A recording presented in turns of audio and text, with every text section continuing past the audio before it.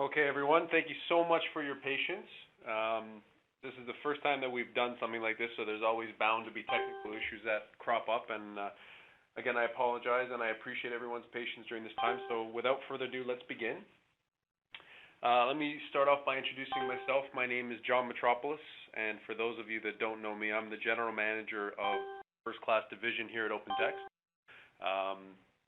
I've been with the organization now for just over 13 years. I've been a firm believer of FirstClass and the product and sort of what it stands for and what it can do for an organization, empowering people across an organization, and hoping to continue with that mindset going forward with the product. And in keeping with that, I'd like to start, obviously, with this particular worldwide call with our customers, letting everyone know what exactly has been happening with the FirstClass product, what our plans are for the future, and also to elicit input from customers during this process so that we can make the product better, not just as a product, but for all of you in entirety. So without further ado, let's talk a little bit about FirstClass. So thank you to everyone, by the way. I know that the time wasn't ideal for everyone. I know the people on the West Coast were particularly unhappy with me. And I do apologize for that. I will try next time to have a time that is a little bit more conducive to daylight waking hours. It is quite difficult to schedule a call across multiple time zones around the world, as we do have people dialing in from all over Europe, Scandinavia, North America, Canada, the U.S., obviously. So let's get started. So FirstClass.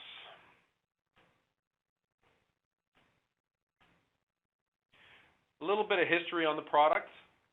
I'm not going to go into the deep, dark ages of the product 20 years ago when the product first started. I don't think we need to dig down that deep, but we should discuss FirstClass and the most recent iteration of the product and what we've been able to bring to the table so far for our customers. So FirstClass 11 contained unparalleled input from our customer base and from our partners in regards to feature requests that customers had asked for in the product. We had created multiple communities on FirstClass Online, which is our FirstClass server, allowing people to input their product requirements and feature enhancement requests. And those requests were weighed very heavily and put through our product management team and then eventually made it into the product. We're very, very proud of that particular fact. FirstClass 11 was first released on October the 26th of 2010. Some of the main features and enhancements for this particular release: we had increased the number of default sessions from 250 to 500. We had furthered enhancements to the OpenText Social Workplace or FirstClass Communities interface, which we'll talk about in a little bit. There were obviously numerous bug fixes that go out with any major release of this type. One of the improvements there was vast the HTML support in the client so that you could actually view HTML emails as they were intended. And of course, new additional repeating options in calendar events so that you could do very, very unique and fully customized repeats within calendars. Shortly after that, we released Service Pack 1. That was released in March of last year, which had obviously a new server and internet services. We released the latest version of Social Workplace, and many, many bug fixes there. And then Service Pack 2 followed a few months later in July with a number of fixes as well in that particular release. So that brings us to almost today, which is where we are right now. And this is a place that I'm very, very excited to be right now because the possibilities are open in front of us, if you will. So Service Pack 3 was just released in December of last year, and it contained what I'd like to think is the first step going forward to sort of refocus on the FirstClass product and refocus on our FirstClass customer base and tried to chip away at some of the product features that customers have been asking for a long time. Some of them were feature requests. Some of them were sort of little niggly complaints that we had heard from users that were making their day-to-day job just a little bit more difficult. Someone had described it to me once as a light drizzle on the windshield as you were driving on your car. It was just enough drizzle that you didn't have to turn on the wipers, but just enough that it also was starting to get pretty annoying. So we're trying to turn off the drizzle, if you will, so that you have a clear road ahead of you. Some of the main features and enhancements of this particular service pack. We released improved password encryption as of SP3 across the board for the client and internet services and essentially all web logins. We now have stricter password compliance in SP3 so that if an administrator enforces a particular length or password strength, we enforce that, and we also enforce the user's requirement to change their password. So the changing of a password now is no longer simply a nag screen. They're actually required to change it before proceeding within the FirstClass product. We had also made changes to the mobile device auto reconnect grace period so that administrators can now configure that particular period. And this is more a security feature. So if an administrator would like to set a timeout for a mobile device, if they're concerned that the mobile device could be lost or stolen or compromised in any way, the timeout that you can set on the mobile device would now automatically log that user out, and they would be required to retype their password. The mobile client quick filter now filters the entire mailbox, not just the portion of the mailbox that had been loaded by the client at that time. And Archive Services now has the ability to search the entire archive simultaneously. So you no longer have to search individual users for a particular phrase or email from a particular user or external user from another system. You can search the entire archive for an email that was sent from a particular user to anyone on your system. Some of the other enhancements that we released in the service pack. For the client, rich text signatures now. Signatures can now include both text style and embedded images, as well as URL support, which I know that a lot of customers have asked for a very, very long time. We've also implemented additional reply options. For example, reply all with quote, reply original author with quote, making it a little bit easier for users to quickly respond the way that they would like to whenever responding to an email message. Improvement in the export functionality of the FirstClass client. We've now improved the performance and the stability so that you can export data from within FirstClass to your local disk if you so choose. And we have further improved the HTML view from the Windows client.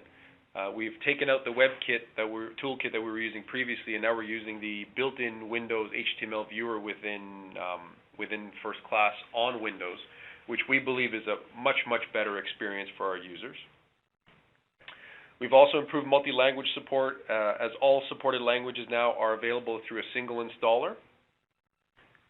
And for the iPhone, iPad, we have enabled much better unread tracking, because in the past, the unread tracking on a particular container was never truly what was actually unread. It was a combination of various different algorithms that were being calculated. So now it will actually display the correct number of unread items, and of course the enhanced security for passwords, which I mentioned previously.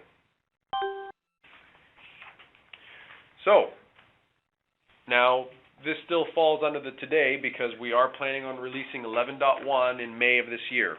So to try to get everybody a little bit excited, I thought I would share the roadmap for the 11.1 release due out at the end of May for 2012. One of the major pieces of work that we've been doing now is going to be providing support for IPv6 across the board for the server, internet services, and the client.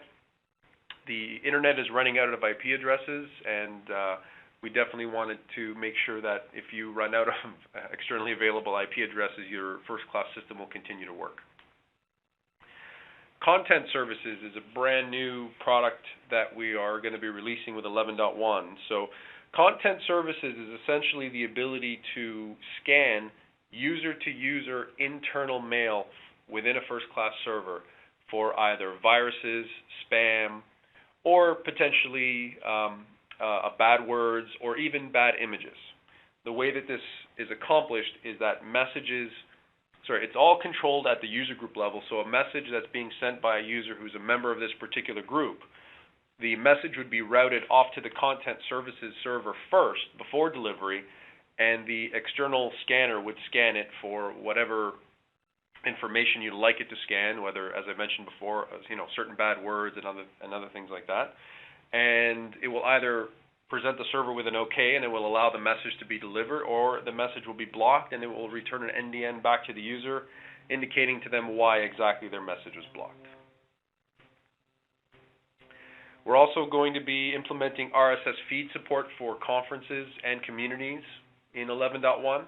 Essentially, this will allow you to populate conferences or communities within FirstClass from an RSS feed that's available freely on the internet.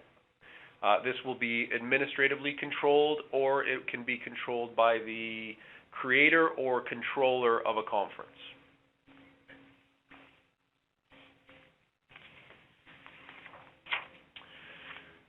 And obviously you didn't think that was all that we were releasing. So in 11.1 we'll also be adding community search enhancements. And this is actually a much broader feature that we want to implement. For some of our larger sites, they're unable to implement index search at this time. So we've made some enhancements to the index search to allow for large sites with network stores in excess of 500 gigs, in some cases in excess of 3 or 4 terabytes, to be able to utilize the index search so they can leverage the power and the speed that the index search provides. We're also going to be offering multiple signature support in 11.1 client so that users can store and use multiple signatures, which they can select at any time whenever they'd like to insert their signature. Group mailing, administrative users can create global mail lists that are going to be automatically populated with the members of a user group.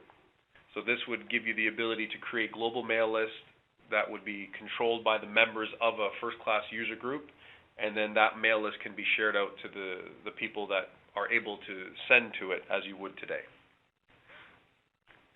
The log analyzer is going to get some TLC. We're going to be building in some UTF-8 and IPv6 support. As well, it's getting a bit of a facelift, and as yet to be determined, but we are still working on adding potentially a few additional features to the log analyzer for this release. Email reply options. Users are going to have the ability to set the default behavior for when they reply to a message. So a user will be able to say, by default, they'd like to reply with or without quoted text by default. And additional import-export functionality. There are going to be major improvements within the client for the ability for you to import and export iCal, CSV, and other popular contact and calendar file formats going forward. One of the other enhancements for 11.1 is we are renaming Social Workplace to FirstClass Communities, primarily to bring it more in line with the look and feel of FirstClass, and really to get the message out that FirstClass communities are essentially extensions of FirstClass. It's a new UI that puts a new perspective on the product and just a new way to do business and work every day with the people that you collaborate with on a daily basis. But I'll get back to that in a bit. Additional enhancements for calendar sharing. Users will be notified via email when they are subscribed to a user's calendar. The calendar now, I believe, just pops in and you have absolutely no notification whatsoever that it's been placed there. So calendars will come along with a subscription email to the user who's been subscribed.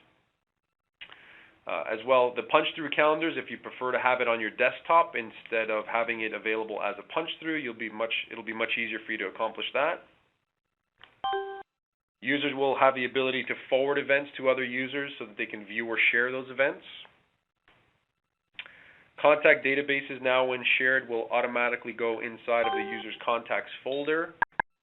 And we are planning an upgrade to the FirstClass spell check dictionary for this particular release as well, which hasn't been updated in quite some time. So I'm hoping that everyone else is as excited about this as I am.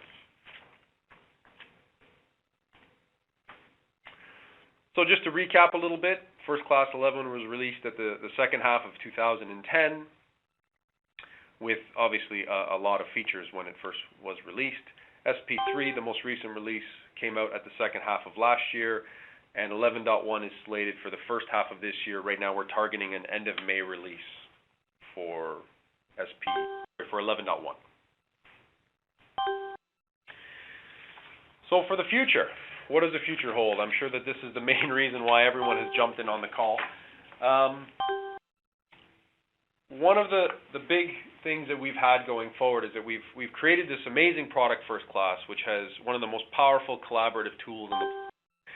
And about 4 years ago, we developed the OpenText Social Communities product, which in and of itself is sort of the natural extension or genesis of the FirstClass product, using terminology and paradigms like communities, leveraging the social aspects of being able to work with people inside of a walled garden, if you will, which is a term that a customer of ours coined that I was quite fond of. As well, the ability to have the pulse, right, to see people's updates and see what they're doing and what they're thinking quickly. As well, the ability to search across people, containers, and documents and messages all simultaneously on the search criteria that you want to see. The real problem that we have today is that there is no real merging of those two worlds. The FirstClass world and the FirstClass communities world are very, very disparate. If you want to go into a community, you double-click on a community shortcut on your desktop, and that immediately launches a browser, and obviously it's not as seamless as we would like it to be going forward. As well, the FirstClass interface could use some of the features that the FirstClass Communities product has to offer, built right in, so that it's easier for you to find people that have shared interests, or more importantly, have a particular skill set that you're looking for. If you're looking for somebody who's a SQL developer, for example, or somebody who knows something about the new student information system, you can search on that information and it would bring up information about people who have that listed as a specialty, or any communities or posts to communities that would entertain that. So for FirstClass 12, things that we're going to be offering, obviously we're looking at implementing many more customer requested features and improvements. I think we've done a pretty good job so far with SP3 and the forward-looking 11.1 release, and we're obviously going to continue with that tact in FirstClass 12. One of the features that we've been asked for time and time again is a timed mail delivery, the ability to schedule when a particular email message gets delivered. We'd also like to implement multiple librarian accounts on the archive server so that you can more easily share the management of an archive server. We are also planning a brand new enhanced Web 2.0 based interface for FirstClass. So let me talk about this a little bit, because this is something that's very, very exciting to me. So for FirstClass 12, what we are planning on doing is releasing a new web interface, which will take the FirstClass worlds and the FirstClass communities worlds and merge them together for the first time, giving everyone unprecedented access to both their FirstClass environment and the power and leveraging the social and tagging and other power that you can have within FirstClass communities. So let me just say that again, because this is very important. This will be a single web interface that users will be able to access from anywhere securely, where they will have access to absolutely everything that they need. One of the other extremely exciting things for me that we're going to be planning for this release will be, for the first time, we'll be releasing a full API, which will allow our customers, our partners, third-party developers the ability to create widgets and plugins for the FirstClass web interface, so that you could literally have a one-stop shop. So that when you log into FirstClass, you could have a widget running that has, your SIS system or your library system or Salesforce.com data or whatever the case may be. And as well, the data will flow in both directions evenly. If you need to populate a portal or a website with FirstClass information as well, whether it's a conference or a calendar or whatever the case may be, it'll be much easier to do that using the API that we're going to be providing to our customers in FirstClass 12.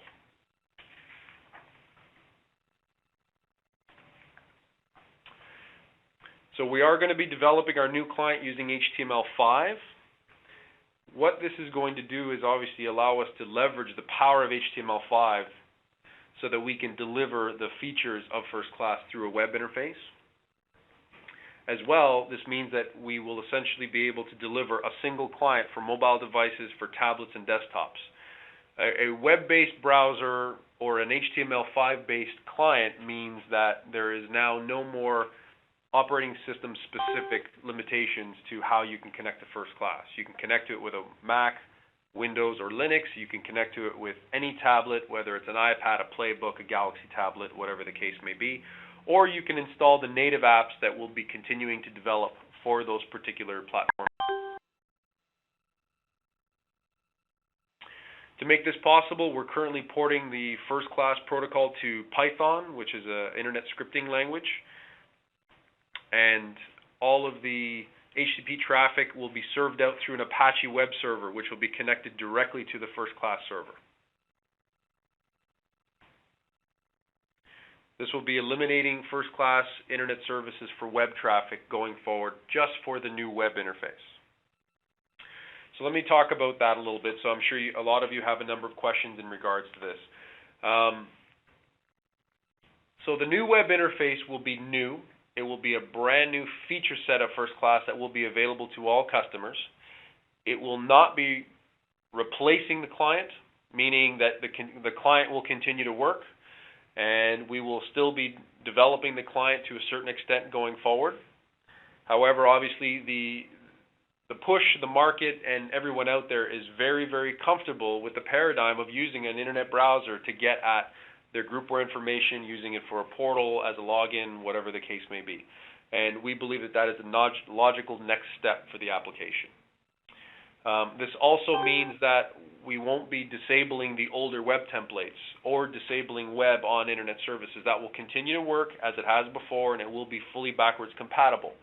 The major difference here is that you will have to fire up an Apache web server, either on your internet services box if it has the horsepower, or on a separate machine, and then you would be installing the FirstClass templates on that Apache web server.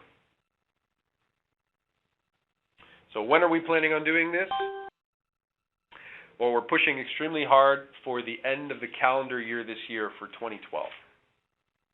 That's when we were planning on releasing it. So as I mentioned before, as you can see from this slide, on the left here is the OpenText Social Workplace, or FirstClass Communities as it's now known, which is the web interface which has your communities, the pulse down the left side. There's some tags here. You can also enable flagging. And on the right side is sort of traditional FirstClass desktop. And the new web interface is going to be a merging of these two worlds. Okay, and that's all for my presentation for now. We did receive some questions in advance. I thank everyone in advance for sending those. You will have an opportunity, obviously, to continue to send in any questions that you might have.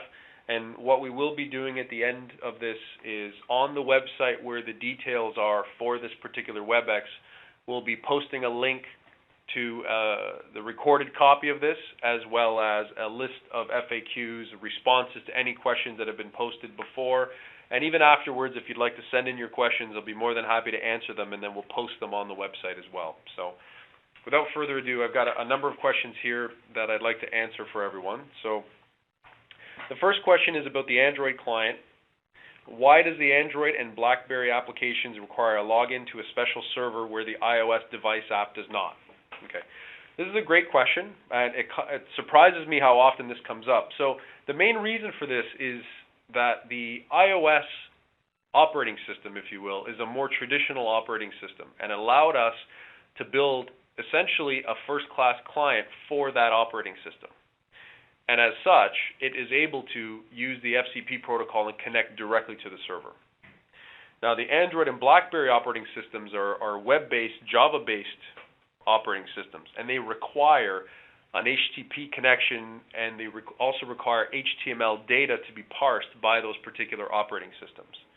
So essentially, Android and BlackBerry require a login to a web server, and that's why the two names don't match. The Android client and the BlackBerry client have to log into a web server, whereas the iOS client logs into the core server, and typically those two servers have a different domain name.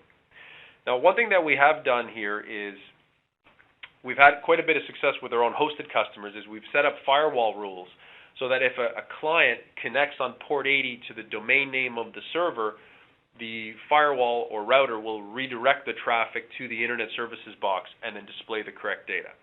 If you'd like to avoid that going forward, that's one option that you can take. Multiple signatures was another question. I think I just covered that. We're going to be offering multiple signature support in 11.1. The spell check, will there be any improvements here? Yes, absolutely. Excuse me. So for the 11.1 client, as I mentioned in the slide, we are going to be upgrading our dictionary files, and we are also upgrading the spell check engine that we use within the client. However, going forward in the web UI world, the web text editor that we will be using will start to leverage the spell check technologies that most people are more accustomed with today. So essentially auto-correcting on the fly, the underlining of misspelled words, or even potentially the underlining of incorrect grammar. So some enhancements to that in 11.1, and I believe that we're going to really nail that one in FirstClass 12 through the web interface. Are there any plans to allow FirstClass to import or export calendar events to other calendars such as Outlook or Google? So this is sort of a two-part question. The first one, the word export is used here. I'm not sure that's what they meant by that. So you do have the ability today to export individual calendar or contact items, or obviously your entire contacts folder or your entire calendar, to an external file format that can be imported by any mail client. However, I believe what this person is asking for is CalDAV support, which is the ability to synchronize your FirstClass calendar to, say, Gmail or iCal or whatever the case may be, and vice versa. So yes, we are absolutely planning on building CalDAV support into FirstClass for FirstClass 12. It is on the roadmap for FirstClass 12. Next question, what is the future of OTSW, now FirstClass Communities? Again, I think I covered this in the slides. It is going to become part of sort of a new world order, if you will, with FirstClass, and leveraging the power of FirstClass and conferencing and collaboration, as well as leveraging the power of communities. Are there any plans to force password change on login? Yes, that's actually that's available right now in the current service pack. So if you haven't upgraded to that service pack, you should. Does FirstClass have the ability to sync with Active Directory? Absolutely it does. We have our Directory Services application that allows you to synchronize your directory to either an LDAP-based server or an Active Directory server. You can also use it to authenticate against those two systems. So you can do a combination of the two. You can do an either or. You can replicate and authenticate, or simply authenticate against one of those external meta directories. And will there be push notification support through the iPhone app? I believe we already have that today. Actually, I know that we do. We're using the Apple Push Notification Server to push notifications of new messages in the mailbox directly to the iPhone device. If that isn't working for you, you should definitely contact support about that. And what else we got? This is a good one. Is FirstClass Designer a dead product? It is not a dead product. However, this is a great sort of segue into the next thing that I wanted to talk about, which is the web interface for FirstClass now, as I mentioned previously, will be an HTML5-based web interface with a full API available. And this is very, very exciting for a number of reasons, because we have been accused in the past of, quote-unquote, not playing nicely with others. And with the coming FirstClass 12 release, I believe that we are finally going to accomplish that. End users, customers, third-party developers will be able to tweak the FirstClass interface to make it look and feel any way that they like. It's going to give you unprecedented access to do so, and it also means that you're going to be able to leverage existing internet technologies to make that happen. So you're not going to have to train anybody up on FirstClass XFC tags and other FirstClass specific XML data. You'll be able to use the knowledge that you have today, obviously leverage with an API and a small library of XML commands, to be able to go in and fully customize the FirstClass interface for your user base.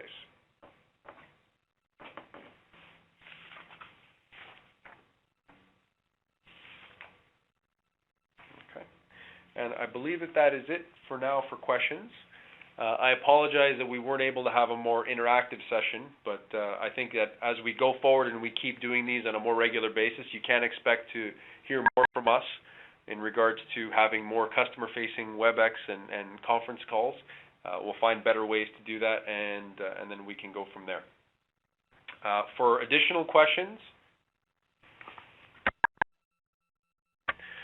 If anybody has any additional questions, there is a link on the firstclass.com/conference website where you can email questions, and I believe it's there. If it isn't, then I will very, very quickly add that momentarily where you can post your questions there. And as I mentioned, we'll have a link to this presentation as well as the answers to any questions that anyone has posted. For anyone that's interested, you can go to firstclass.com/newsletter to sign up for the newsletter. If you haven't done so already, I would appreciate that. And look for us on Facebook and Twitter and on YouTube. All right, everyone. Thank you all so much for joining today, and I look forward to speaking to you all again. Take care.